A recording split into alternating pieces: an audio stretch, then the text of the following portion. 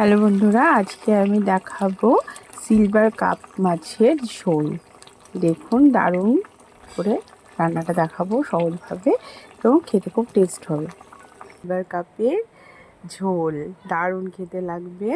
হ্যাঁ, শুধু আজকে শুধু পেটিগুলোই করে দেখাবো। চলুন রান্নাটা করি। এটা নুন হলুদ মাখিয়ে এখন ভাজতে হবে। এবার আমি নুন হলুদ মাখানো মাছগুলো সাদা তেল দিয়ে ভেজে নেব। সাদা তেল দেবো অনেকটা মাছগুলো ভাজার জন্য। তেল গরম হয়ে গেছে, মাছগুলো এবার দিয়ে দেব। সাবধানে মাছগুলো দিতে হবে, একটা একটা করে দিয়ে দেবো। বন্ধুরা, সিলভার কাপের ঝোল বানাতে গেলে আমার লাগছে হলো পেঁয়াজ কুচি, রসুন, টমেটো, আদা, ধনেপাতা আর লাগবে গোটা জিরে, গোটা ধনে। এগুলো সব আমি একসঙ্গে পেস্ট করে নেব। বন্ধুরা, আমি মাছ ভেজে তুলে রেখেছি। এবার ওই মাছ ভাজা তেলে এবার আমি রান্নাটা করব। গোটা শুকনো লঙ্কা দিলাম,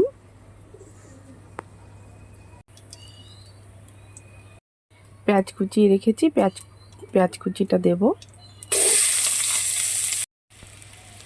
পেঁয়াজটা লাল লাল করে ভাজতে হবে। পেঁয়াজটা ভাজা ভাজা হয়ে গেছে, এবার আমি টমেটো কুচি দেবো। এই দেখুন টমেটো কুচি। এবারে আমি বাটা মশলাগুলো দিয়ে দেবো। এই দেখুন বাটা মশলা, এর ভিতরে আছে শুকনো লঙ্কা, গোটা জিরে, ধনে, রসুন, আদা, সব কিছু আছে।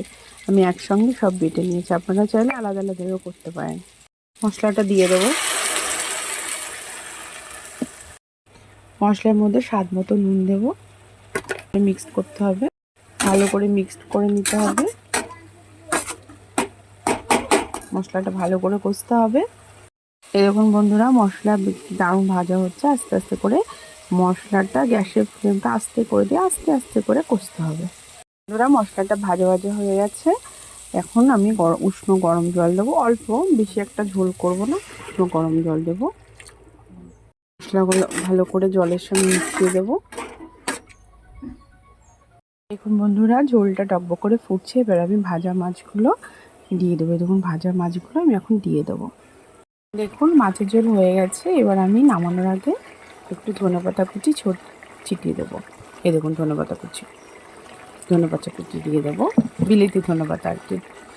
ঝোল রেডি, এবার আমি নামিয়ে নেব। দেখুন বন্ধুরা, আমার সিলভার কাপ মাছের ঝোল রেডি। দেখুন কালারটা কি সুন্দর হচ্ছে, খেতেও তেমনি হচ্ছে।